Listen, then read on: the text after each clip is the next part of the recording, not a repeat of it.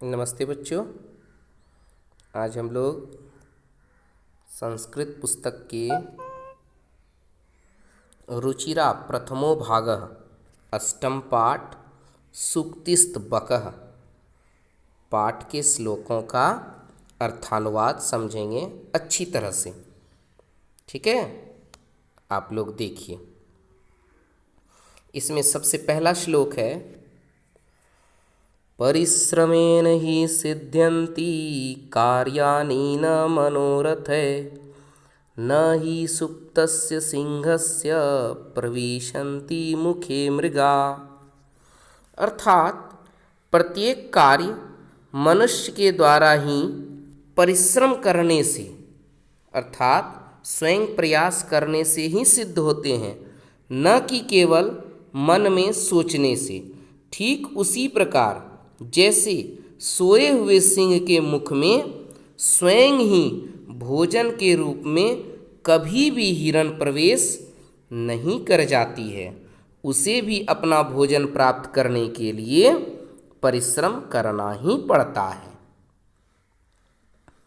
Next, पुस्तके पठितः पाठ जीवने नैव साधितः किं भवेत् तेन पाठेन जीवने यो न सार्थकः। अर्थात पुस्तक में पढ़े गए पाठ अथवा ज्ञान की बातों को यदि हम अपने जीवन के व्यवहार में प्रयोग नहीं करते हैं तो ऐसे पाठ के अध्ययन से क्या लाभ, जिसकी सार्थकता हमारे जीवन में हो ही नहीं। कहने का तात्पर्य है कि जो भी हम पढ़ें, जो भी ज्ञान सीखें, उसे हम अपने जीवन में अवश्य प्रयोग करें। नेक्स्ट,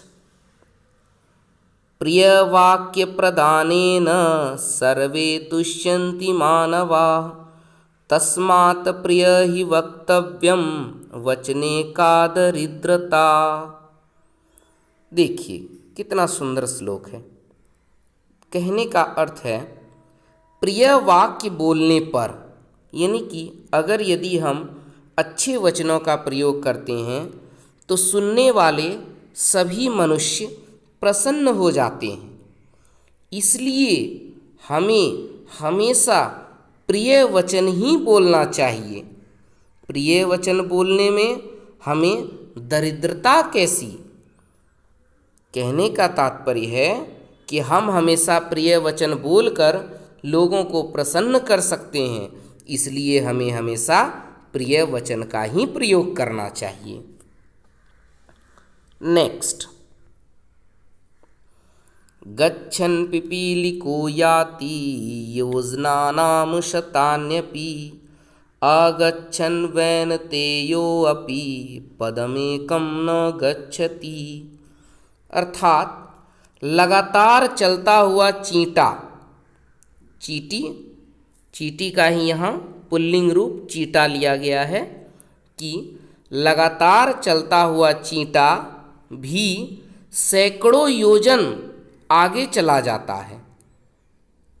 यानी कि वो लगातार चलता रहे तो वो सैकड़ों योजन की दूरी तय कर सकता है, किंतु नहीं चलने पर, अगच्छन यानी कि नहीं चलने पर, वैनतेयो अपि यानी कि गरुड़ भी, पदमेकं न गच्छति एक कदम भी आगे नहीं बढ़ सकता है। दोनों के चलने और ना चलने और गति की तुलना सारी निरर्थक हो जाती है जब तक कि कोई खुद प्रयास करते हुए आगे नहीं बढ़े। ठीक है। नेक्स्ट, काकः कृष्णः पिकः कृष्णः को भेदः पिक काकयो वसंत समये प्राप्ते काकः काकः पिकः पिकः। कौवा भी काला होता है और नर कोयल भी काला होता है, दोनों के स्वरूप में कोई अंतर नहीं है। रूप की दृष्टि से दोनों में कोई भेद नहीं होता, किंतु वसंत समये प्राप्ते काकः काकः पिकः पिकः। वसंत समय आ जाने पर काक काक हो जाता है और कौवा, काक का देखिए यहाँ अर्थ कौवे में है कि काक काक हो जाता है, यानी कि कौवे अपनी बोली जो है काक वाली भाषा वो प्रकट करने लगते हैं, और पिकह पिकह और कोयल अपना मीठा वचन सुनाने लगती है। यानी दोनों अपने अपने गुणों के कारण पहचान में आ जाता है। ठीक है, ये था आपका अंतिम और 5वां श्लोक। धन्यवाद।